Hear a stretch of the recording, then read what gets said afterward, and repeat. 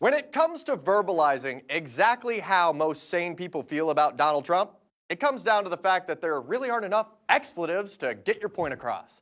He's as horrific as a person as he is as a leader, and has absolutely no place being near the Oval Office. One paper, a German paper called Der Spiegel, has perfectly put into words how most sane Americans, no, the world, feels about Trump. The author is Klaus Brinkbaumer, and the man is a damn genius, if you ask me. The article's entitled, "It's Time to Get Rid of Donald Trump, a Danger to the World." Here's what it says, quote, "Donald Trump has transformed the United States into a laughingstock, and he is a danger to the world. He must be removed from the White House before things get even worse. Donald Trump is not fit to be president of the United States. He does not possess the requisite intellect and does not understand the significance of the office he holds nor the tasks associated with it. He doesn't read. He doesn't bother to peruse important files and intelligence reports and knows little about the issues that he has identified as his priorities. His decisions are capricious, and they are delivered in the form of tyrannical decrees." Hot damn! Now that's something the majority of Americans agree with, as more Americans support Trump's impeachment than approve of the job he's doing in the White House. And seeing as Trump overwhelmingly lost the popular vote in the 2016 election and only became president through the constitutional fluke known as the Electoral College, most Americans never even wanted this maniacal man-child in the White House to begin with.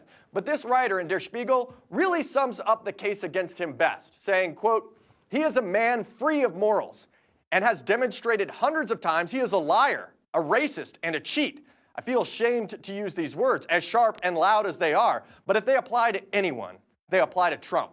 And one of the media's tasks is to continue telling things as they are. Trump has to be removed from the White House quickly. He is a danger to the world.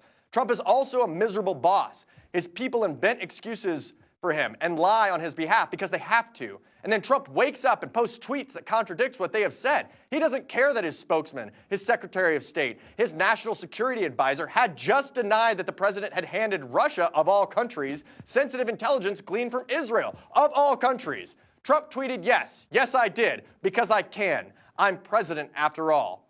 The article then goes on from there with a skillful and articulate criticism, but the final paragraph, that's where he deserves a damn Pulitzer Prize. Check it out. Quote, "In Game of Thrones, the Mad King was murdered, and the child that later took his place was no better. In real life, an immature boy sits on the throne of the most important country in the world. He could at any time issue a catastrophic order that would immediately be carried out. That is why the parents cannot afford to take their eyes off of him for even a second. They cannot succumb to exhaustion because he is so taxing. They ultimately have to send him to his room and return power to the grown-ups." Well played, sir. Well played. Ist sehr gut.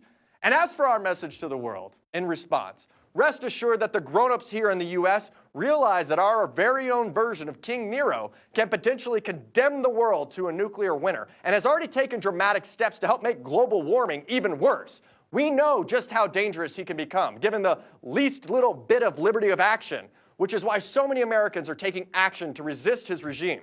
That's why the resistance has been hitting the streets week after week, occupying senators' offices here in the States. And over 10 million Americans have become politically active since the 2016 election in nonviolent direct action against the Trump regime. And it seems that Mad King Trump is getting the same treatment by our European counterparts during the G20 summit in Germany this week, with Germans of good conscience flooding the streets to protest Trump's dangerous reign in America. And it even got so bad in England that they rescinded the offer to have Trump visit the country because they were worried that millions of people would protest his appearance in Parliament.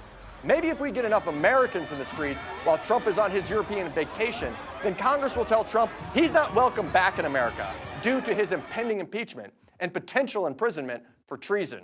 I'm Ryan Clayton. This is Content News. Come back daily for the news where we're free to share the truth. And remember to like, comment, and subscribe.